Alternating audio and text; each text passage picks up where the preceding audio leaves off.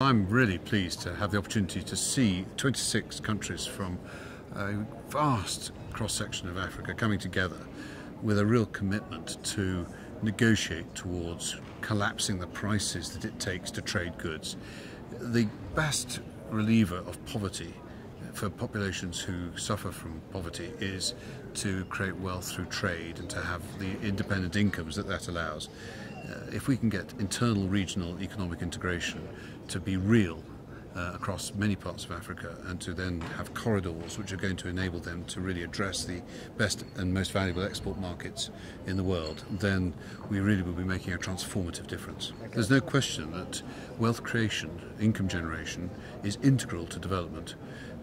Of course, when there is a humanitarian or an emergency requirement, then that is where donor agencies must and should step in.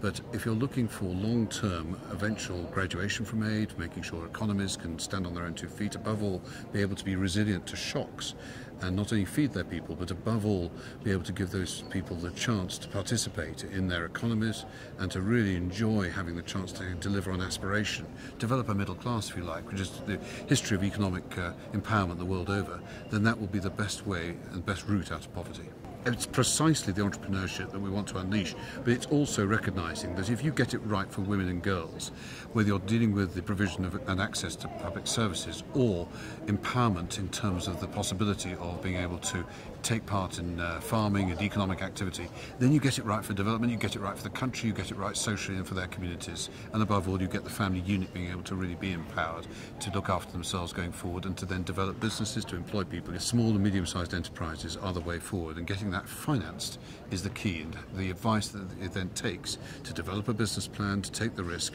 and to source the finance. The North-South corridor is absolutely vital, and it's not just because when one looks at the two ends, how it links to East-West corridors, how it gains the access to ports on the Indian Ocean, which are the gateway to the Far Eastern markets, which are the fastest growing and likely to be the most sustained. It's also because there is huge untapped potential right across many countries of Africa. So the North-South corridor is absolutely vital. It's not only because we believe it is the right thing to be doing, but it's in all our interests, and indeed the interests of my own constituents back in the UK, that we all see a better share of world trade being participated by as many people as possible, because that will grow the cake. It'll grow the trade cake, and that's absolutely vital for going forward for everybody's benefit, ours as much as, of course, the people in Africa. The Department for International Development, DFID in the UK, is very committed to its aid programme. We have demonstrated that, but the promise that we've made that we intend to keep and have got plans to make that law. So it does give a certain predictability and confidence, above all sustainability,